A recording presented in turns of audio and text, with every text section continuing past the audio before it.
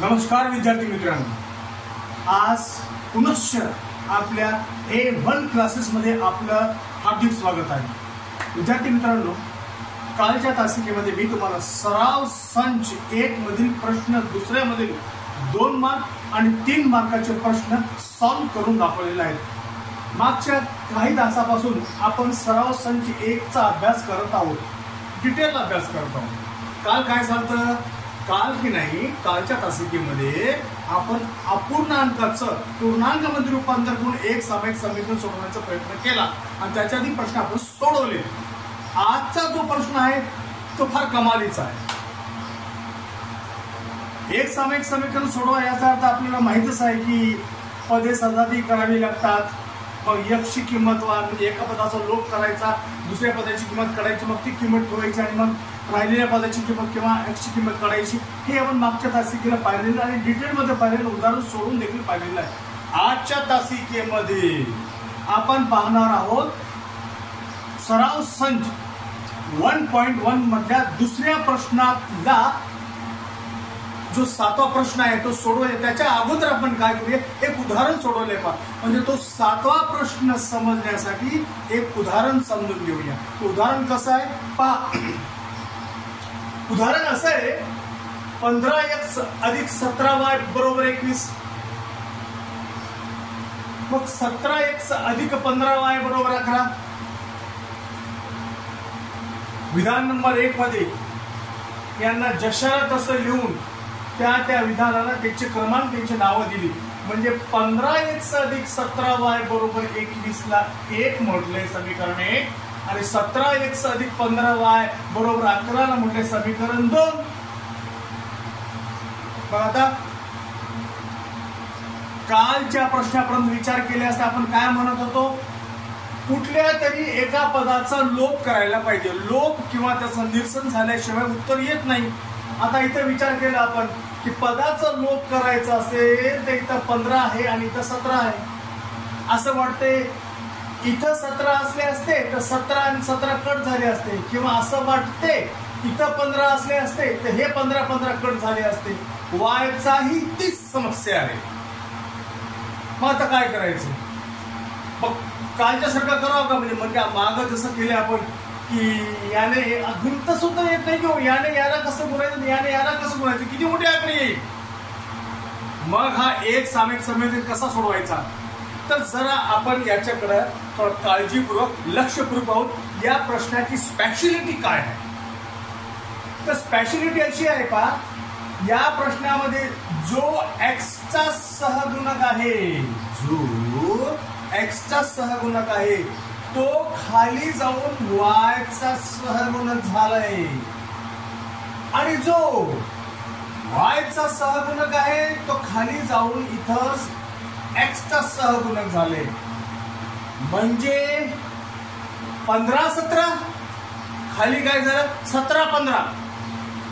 तिकडचे आकडे सोडा, 21-11चा काय संबंध नाही आपल्याला फक्त एक्स आणि वायचा संबंध बघायचा आहे. त्याच्यामध्ये कसं झालं पण की असं वाटतंय की इथं 15 आहे आणि इथं 15 आहे, इथं 17 आहे, 17. मग या टाईपच्या प्रश्नाला आम्ही एक नाव दिलेलं आहे. असं नाव दिले double number figure. Double number figure, double number फिगरचा प्रश्न आला तर तो कसा सोडवायचा? डबल नंबर फिगर म्हणजे इथं 15, इथं 15, इथं 17, इथं 17. तर असल्या प्रश्नामध्ये एक सामायिक समीकरण सोडवताना काय करायचं, पदे सजाती करायची नाहीये. जेव्हा डबल नंबर फिगरचा प्रश्न येतो तेव्हा सरळ काय करायचं, समीकरण 1 व 2 ची बेरीज करून टाकायची. बेरीज करायची, बेरीज. तुम्ही म्हणाल इथं वजाबाकी चिन्ह असले तरी काही असू द्या, मी काय म्हटलं तुम्हाला, समीकरण 1 व 2 ची बेरीज करू. तर बेरीज केली या ठिकाणी पहा, जशाला तसं लिहिलं. 15x अधिक 17y बरोबर 21, 17x अधिक 15y बरोबर 11. दोघांची बेरीज केली तर 15 आणि 17 ची बेरीज येते 32x. मग याची बेरीज 32y आणि बरोबर यांची बेरीज केली तर सुदैवाने, म्हणजे असं आला, असं येत नाही की हे सगळे बेरीज सांगितलं. कधी इथं 64 येऊ शकते, पण इथं 32 आलं. म्हणजे एक नक्की आहे पहा इथला जो आकडा आहे तो नेहमीच सारखा येईल, सारखा येणारच. अहो डबल नंबर फिगरचा प्रश्न आहे ना, इकडची जी बेरीज आहे ती सारखीच येईल, इकडची बेरीज कधी सारखी येईल, कधी कमी, कधी जास्त येईल, मात्र अशी येईल की त्याची काट छाट होऊ शकेल. मग आता पाहूया काय होते. इथं 32x, इथं 32y बरोबर 32. म्हणजे समजलं आपल्याला की समीकरणाच्या दोन्ही बाजूने जर 32 ने भागितलं म्हणजे 32 ने भागून म्हणजेच 32 एक 32, 32 एक 32, 32 एक 32, x अधिक y बरोबर a. परत एकदा पहा कसं आलं. पुस्तकात किती मोठे आकडे असू द्या, किती मोठा प्रश्न असू द्या, मी काय म्हटलेलं आहे तुम्हाला, डबल नंबर फिगरचा प्रश्न आला तर ते आतापर्यंत सर्व प्रश्नापैकी सर्वात सोपं आहे असं मला वाटतं. काय वाटते? बेरीज करायची, बेरीज तर कोणालाही करता येतो, आहे की नाही. बेरीज करायची, बेरीज केली तर तुम्हाला तुमच्या समोर दिसायला बेरीज काय आली ती 32x अधिक 32y बरोबर 32, 32 एक 32. हा कोणी म्हटलं असं इथं 32च्या जागी जर 64 असलं असतं तर 32 2 64, 128 असलं तर 32 चोक 128 असं आहे ते. मग या आलेल्या समीकरणाला किंवा विधानाला आपण समीकरणाला 3 नंबर हे नाव दिलं झालं. मग डबल नंबर फिगरच्या प्रश्नामध्ये पुढं काय, एकदा बेरीज करायची आणि एकदा वजाबाकी ही क्रिया करायची. म्हणजे काय, समीकरण 1 व 2 ची वजाबाकी म्हणजे असंच लिहायचं. अगोदर काय केलं, समीकरण 1 व 2 ची बेरीज करून त्याच्यानंतर काय लिहिलं, समीकरण 1 व 2 ची वजाबाकी करून.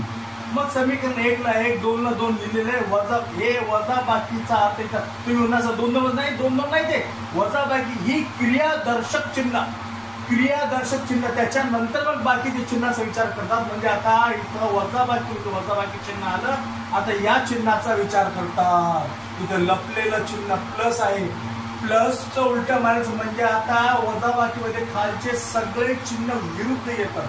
धन असेल तर ऋण येईल, ऋण असेल तर धन येईल. या ठिकाणी पहा मायनसचं प्लस झालं, प्लसचं उलट मायनस झालं आणि इथं सुद्धा लपलेलं प्लसचं उलट मायनस झालं. मग वजाबाकी केली तर पहा आता हे 15 प्लसचे आणि 17 हे वजाचे, 17 मधून 15 गेले ना रे, -2x अधिक अधिक काय येईल, इथं 17 मोठं आहे, इथं 15 छोटा आहे. 17 मधून 15 गेल्याने 2y बरोबर 21 मधून 11 गेल्याने 10 आहे. मग आता बिलकुल पहिल्यासारखं सोपे रूप द्या, सरळ करूया. एक बे बे पंचे 10. कधी असं -x बरोबर नसते, म्हणजे x बरोबर असते. म्हणजे आता या चिन्हाचं आपण काय करूया, चिन्ह बदलूया.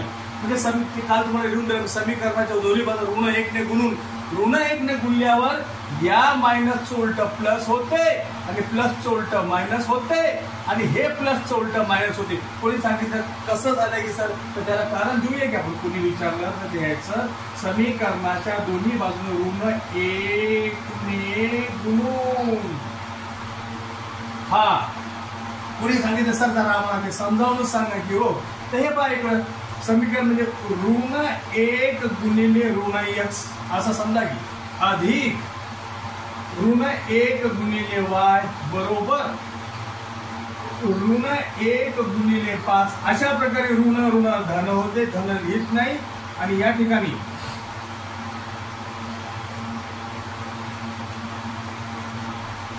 अधिकला अधिक 1 गुणिले y, 1y बरोबर 5 1 5, 5 मायनस मध्ये झाले असं येते ते. बस मग काय आता 3 आणि 4 आलेलं आहे. 3 व 4 वरून विधान, आता ते समीकरण 3 आहे, मात्र विधान कशामध्ये काय आलं, विधान 2 मध्ये तिसरं आलं, 3 मध्ये चौथं आलं. म्हणजे 2 आणि 3च्या मदतीने त्याच्यावरून समीकरण 3 व 4 ची काय करायला पाहिजे. इथं -y दिसते, इथं +y दिसते. याचा अर्थ बेरीज केली, ते थोडस विचार करायचं, कुठं लिहिलेलं नाही असं करतो. बेरीज केली तर काय होते, y कटले, x आणि x 2x बरोबर -2, 2x बरोबर -2. हे x ची किंमत आली.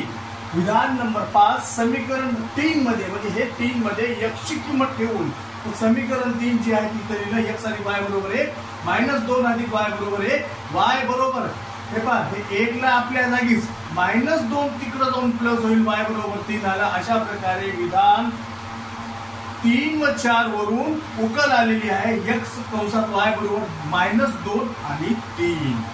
हे आहे तुमच्या समोर आलेला डबल नंबर फिगरचा प्रश्न, ज्याच्यामध्ये अगोदर काय करायची विधान नंबर 1 मध्ये शरत असं लिहायचं, त्याला नावं द्यायची, त्याच्यानंतर काय करायची विधान 2 मध्ये बेरीज करायची, त्याला सोपं रूप द्यायचं आणि अशा प्रकारे समीकरण येते.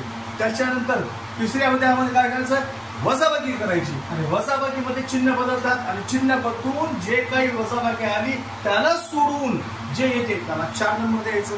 मग अशा प्रकारे 3 आणि 4 ला एकत्र लिहून पाहिलं एकत्र काय होते रे, तर इथं धन ऋण म्हणजे बेरीज केली तर y आपोआप करतात म्हणून समीकरण 3 व 4 ची बेरीज करून अशा प्रकारे x बरोबर 2 आलं आणि ही किंमत समीकरण 3 मध्ये ठेवून आणि या प्रमाणे ठेवल्यानंतर तुमच्या समोर समीकरणाची उकल आली आहे. आता हे उदाहरण मी तुम्हाला समजावून देण्यासाठी म्हणजे आता जर आम्ही पुस्तकाचा 7वा प्रश्न घेतला आणि मी करायला लागलो तर तुम्हालाही आता बोर्डाकडे पाहण्याची गरज पडणार नाही, आपोआप तुम्हाला सोडवायला जमेल. आकडा जरा मोठा असेल मग तर त्यात काय करता येते. चला मग आता पुढचं उदाहरण पुस्तकाचा 7वा प्रश्न आहे आणि हे 3 गुणासाठी येते परीक्षेत हमखास येते. डबल नंबर फिगरचा प्रश्न म्हटल्यावर येणार.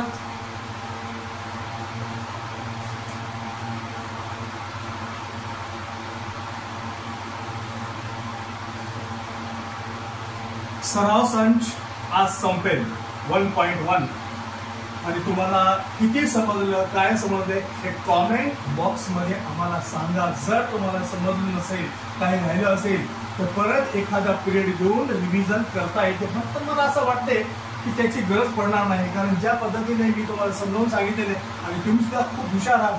असं नाहीये की तुम्ही हुशार नाही, तुम्ही हुशार आहात म्हणून तर तुम्हाला पटकन कळते ना.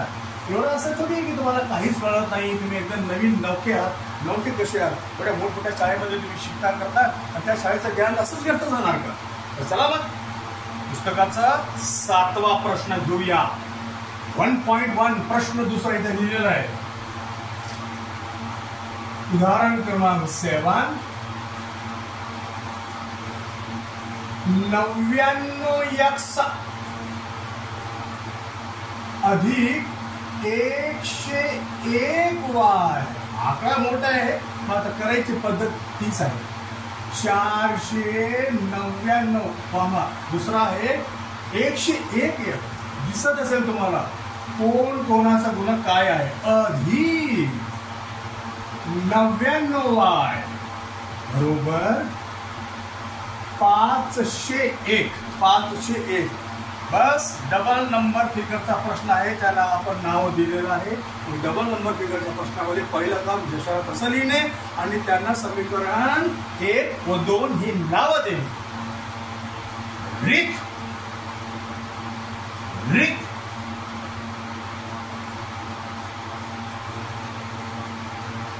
99x अधिक 101y बरोबर 499. याला आपण नाव दिलं आहे समीकरण क्रमांक 1. दुसरं लिहिलंय 101x अधिक 99y बरोबर 500. आता 101 आहे यांचं काय करायला पाहिजे. आता सांगितलंय की पहिल्या प्रश्नासाठी यांची बेरीज करायची म्हणजे विधान नंबर 1 जे आहे जशाला तसं लिहून त्यांना त्यांची नावं दिली. विधान नंबर 2 कवर हेडिंग समीकरण 1 व 2 ची बेरीज करू घ्यायचं. मग 99x अधिक 101y बरोबर 499. खाली 101x अधिक 99y बरोबर 501 आणि यांची आता आपल्याला करायची क्रियादर्शक चिन्ह येईल बेरीज. बेरजेमध्ये कोणतं चिन्ह बदलत नाही, बेरीजमध्ये कोणतं चिन्ह बदलत नाही. तर पहा आता 99 आणि 101 म्हणजे 9 मध्ये 11 हातचा आलेख, 11 हातचा आलेख आणि 1 ला 2 म्हणजे 200x 200x. इथं पण तोच आकडा येतो, सांगायची गरज नाही. मग इकडे किती येईल 499 आणि 501 यांची जर बेरीज केली आपण तर 1000 येते 1000. आता तुम्ही म्हणाला सर्व रूप कसं येतं, फार सोपं आहे. 200 200 200 200 205 1000 205 1000 किंवा असंही करू शकतो आपण 2 शून्य कट करा 2 शून्य कट करा 2 शून्य कट करा, राहिलेला भाग खाली घ्या. 2 गुणिले x 2x अधिक 2y बरोबर 10. बस आता काय बे एक बे x अधिक 5 बरोबर बे 5 10. पहा हे आलं आहे समीकरण क्रमांक 3. बेरजेल किती सोपं आहे, अवघड वाटते. म्हणजे त्या पदामध्ये पदे सारखे करावी लागतात, गुणावं लागतं. इथे तसं काहीच नाही. बेरीज करायची, काटछाट करायची, त्याच्यानंतर आता वजाबाकी करायची. विधान नंबर 3.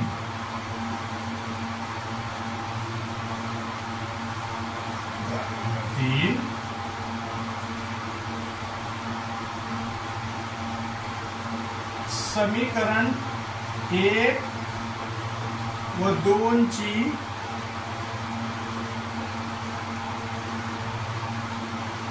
वजाबाकी करू. काही लोक इथं असं म्हणतात की ही मोठी संख्या आहे, मग समीकरण 2 मधून 1 वजा करू.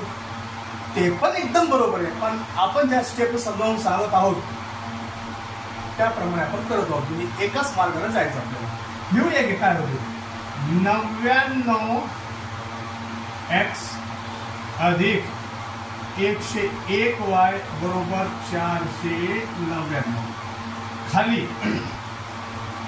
101x अधिक 99 बरोबर 501.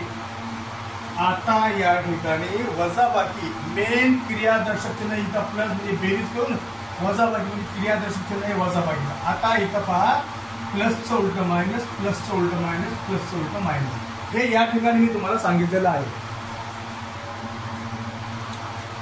हा आता याच्यामध्ये सरळ वजाबाकी करायची आपल्याला. आणि वजाबाकी केल्याने पहा खालची संख्या मोठी आहे. 101 मधून 99 गेल्याने 101 मधून 99 गेल्याने -2x इथं अधिक 2y आणि या ठिकाणी 501 मधून 499 गेल्याने इथं -2च येते. ठीक आहे, मग याला सोडूया आपण. काय भेक बे ऋण x अधिक y बरोबर -1. हे इथं मायनस आलं.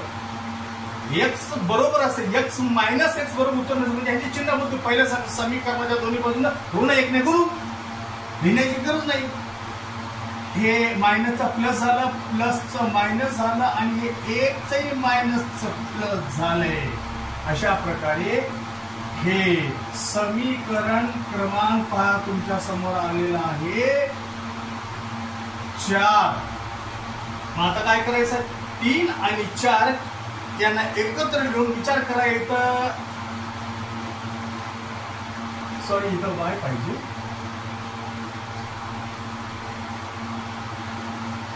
x अधिक y बरोबर 5 आणि इथं x मायनस y बरोबर 1. या दोघांना एकत्र लिहिल्यावर y करता बे 5 10 म्हणजे या ठिकाणी x अधिक y बरोबर 5 आले.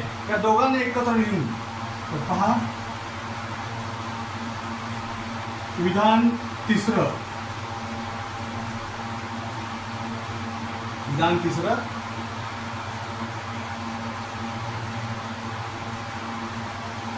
समीकरण 3 व 4 ची बेरीज करून समीकरण 3 व 4 ची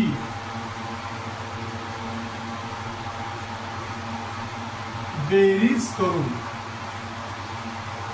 मग 3 घ्यायचं, x अधिक y बरोबर 5 आणि हे x वजा y बरोबर 1.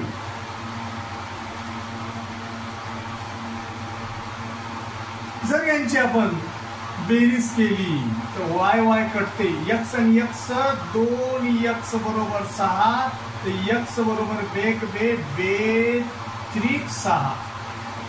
x बरोबर 3 आलेले आहे. आलेली किंमत समीकरण 3 मध्येच ठेवू आणि y ची किंमत करू, म्हणजे चौथं विधान. समीकरण 3 मध्ये x बरोबर 3 ही किंमत ठेवू. घेऊ दादा, x अधिक y बरोबर 5,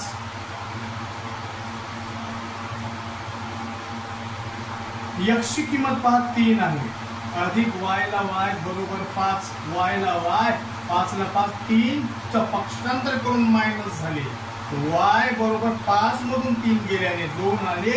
अशा प्रकारे x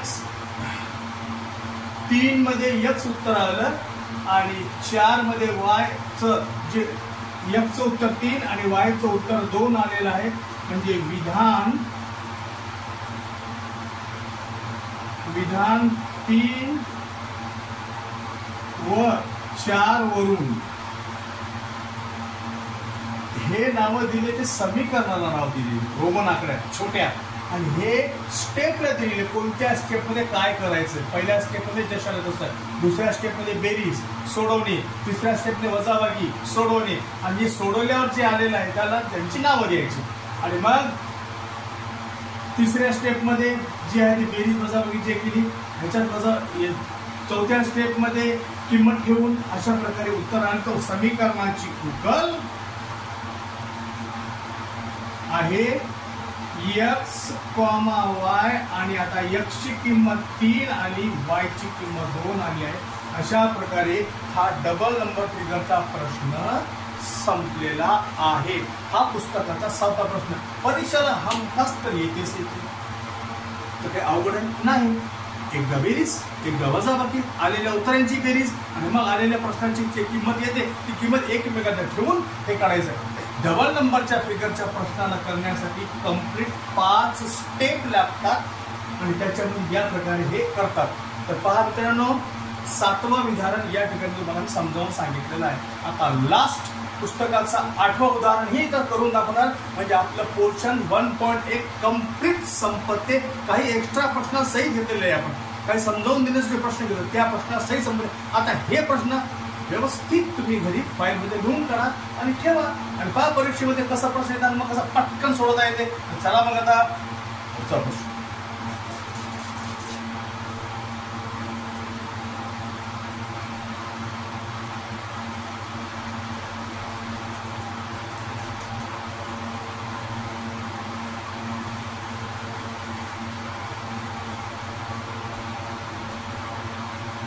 प्रश्न किती मोठा असो आपण करायचं तेच.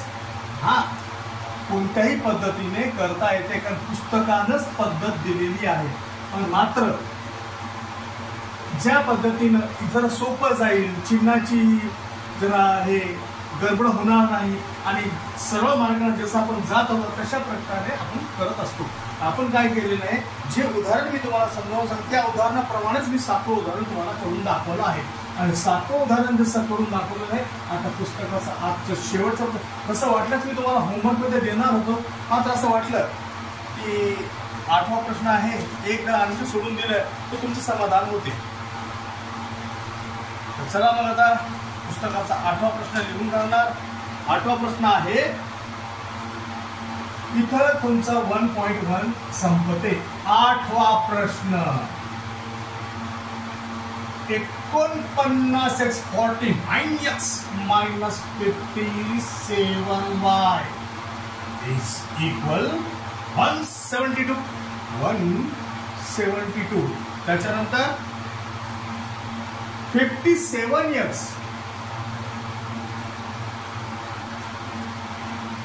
अजून मायनस 49y बरोबर 252. असू द्या हो, किती अवघड असलं तरी काय, मोठे आकडे डिरेक्शन बदलले तरी काय, आपल्याला करायचं जे आहे तेच आपण करूया. तर चला मग आता रीत विधान नंबर 1 49x मायनस 57y बरोबर 172. याला आपण नाव देणार समीकरण क्रमांक 1. त्याच्या खाली 57x वजा 49y बरोबर 252. याला आपण नाव देणार 2. विचार केला काय केलेलं रे,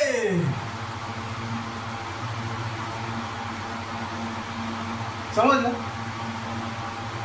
मग नंबर 2 विधान, समीकरण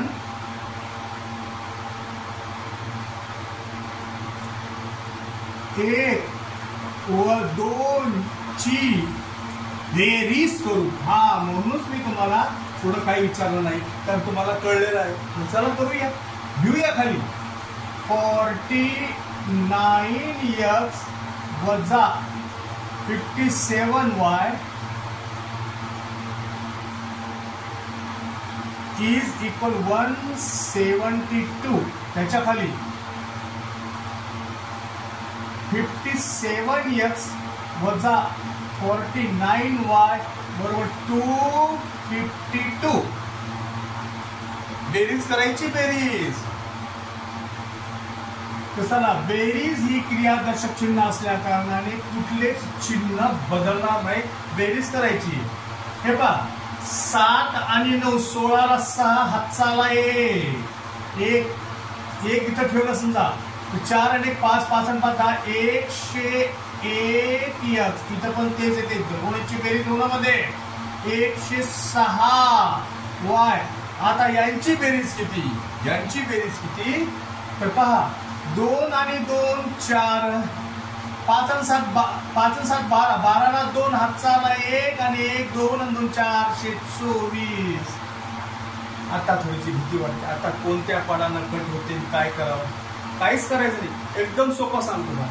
शेवटचा आकडा बघायचा किती आहे 4. याचा शेवटचा आकडा बघायचा किती आहे 6. 6 1 6, 6 2 12, 6 3 18, 6 4 24. याचा अर्थ जरा सपोर्टिंग वर्ब साइडला घेतले, सपोर्टिंग वर्ब साइडला घेतले आणि 106चा जर 4चा पाडा वाचला तर त्या पाड्यामध्ये 4 सकट 24ला 4 0 म्हणजे 2 आणि 4 1 4. म्हणजे याचा अर्थ असा झाला या ठिकाणी की 106 1 106 106 106 आणि त्याचं चौथा भाग बसला म्हणजे x वजा y बरोबर 4 उत्तर आलेलं आहे. आणि याला आपण नाव देणार नंबर 3. आता काय करायचं, वजाबाकी.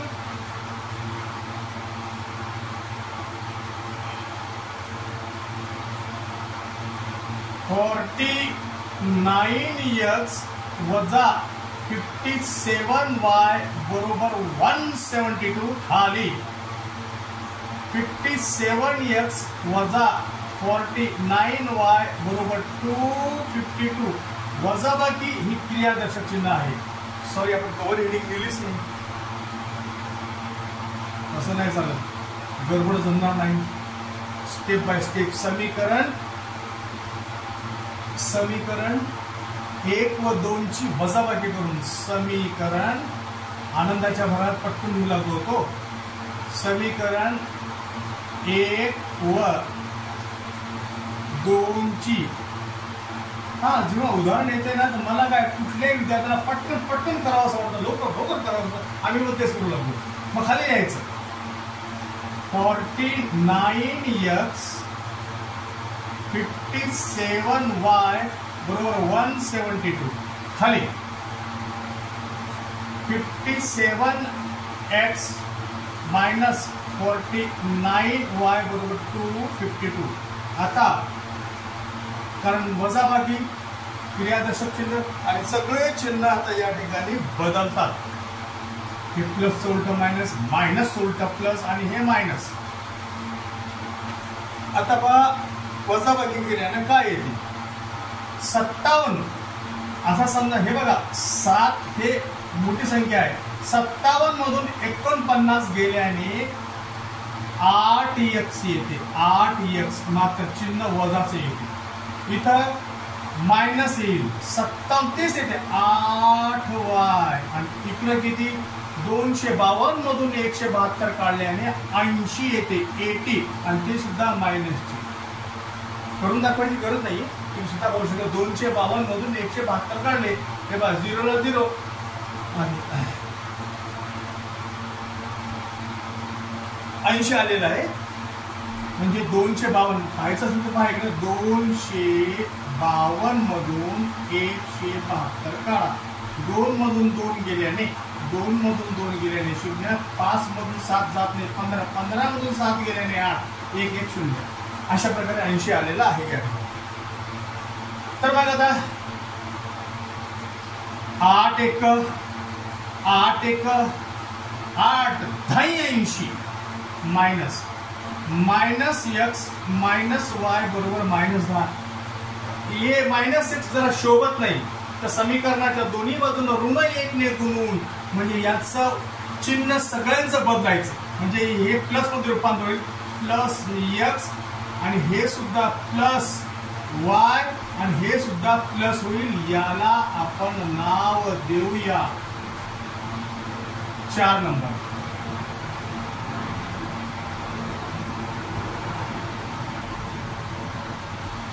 त्याच्यानंतर आता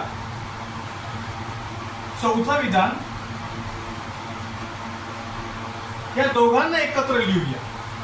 म्हणजे समीकरण 3 व 4 यांची हे पाहिजे इथं मायनस वाय इथं प्लस वाय तर यांची बेरीज केल्याने वाय वाय या पदाचा लोप होतो. समीकरण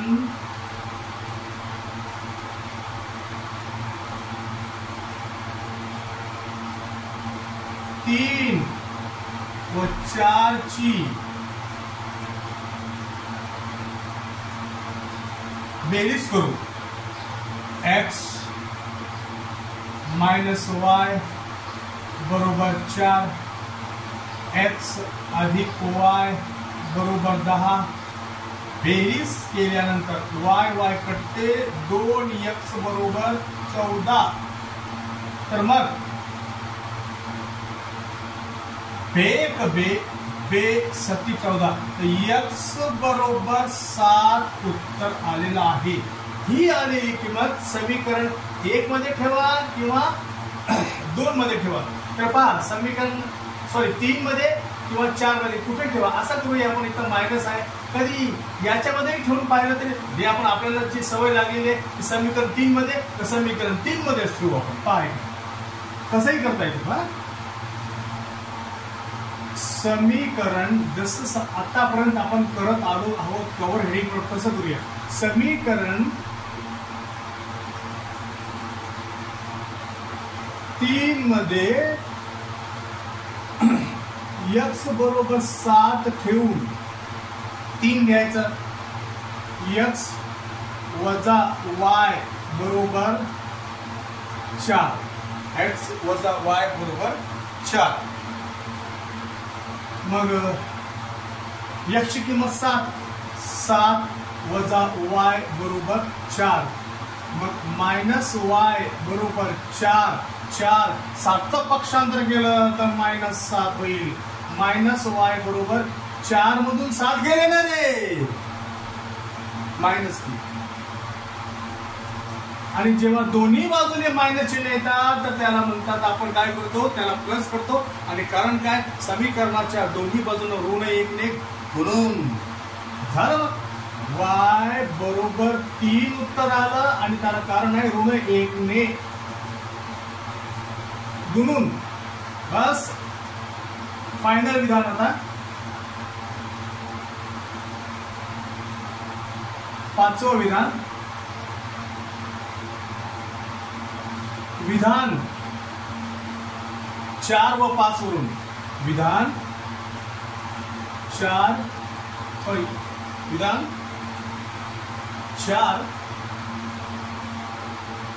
हे 5वं विधान आहे, हे 6वं आहे. 4 व 5 वरून काय समीकरणाची उकल काय घ्यायची? हा इकडे x, y आणि त्याच्यानंतर आता x ची किंमत आली होती, x ची किंमत 7 आणि 3. या प्रकारे 7 आणि 3 ही समीकरणाची उकल आलेली आहे. तर या ठिकाणी पहा तुमचा सराव संच 1.1 द एंड. तर पहा विद्यार्थी मित्रांनो, प्रकरण 1 संपलेलं नाहीये. प्रकरण 1 चा एक भाग संपला आहे. आता तो भाग तुम्हाला कितपत समजला हे मला तर कळत नाही. मला कसं कळेल? मी तुम्हाला सांगितलेलं आहे की कॉमेंट्स बॉक्समध्ये तुम्ही सांगा तुम्हाला समजलं आहे की नाही, माझी सांगायची पद्धत, बोलण्याची पद्धत समजायला सोपी आहे की नाही. आणि जर तुम्हाला हा जो क्लास आहे या क्लास वर्क आवडलं असेल, परत एकदा सांगतो मित्रांनो, हे क्लास प्रत्येक विद्यार्थ्यापर्यंत पोहोचवा, प्रत्येक विद्यार्थ्याला पोहोचवा. आणि माझ्या क्लासला लाईक करा, सबस्क्राईब करा आणि शेअर करा. कॉमेंट करायला विसरू नका. चांगले कॉमेंट करा, चांगले कॉमेंट.